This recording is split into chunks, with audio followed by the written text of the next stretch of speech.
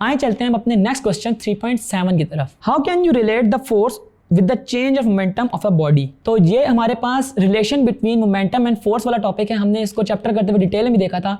इसको थोड़ा सा रिवाइज कर लेते हैं, कैसे हमारे पास फोर्स जो है वो चेंज इन मोमेंटम के साथ रिलेट कर रही होती है। हम इनिशियल मोमेंटम को लेट से पी आई कह देते हैं, जो कि एम वी आई के इक्वल होता है, और फाइनल मोमेंटम को पी एफ, जो कि एम वी एफ के इक्वल होता है।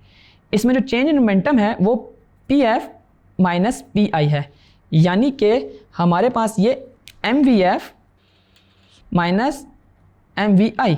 इसमें एम अगर मैं कॉमन ले लूँ तो पीछे बचता है वी एफ माइनस वी आई, और अगर मैं दोनों साइड पे टाइम से डिवाइड कर दूँ, यानी कि delta T over delta T, तो आपको ये बात पता है कि इसमें जो इतना सा पार्ट है v F minus v i over delta t, ये एक्सेलरेशन के इक्वल होता है, यानी कि एम ए बन जाएगा ये। और मेरे पास एम ए जो होता है according to Newton second law of motion, ये फोर्स के बराबर होता है।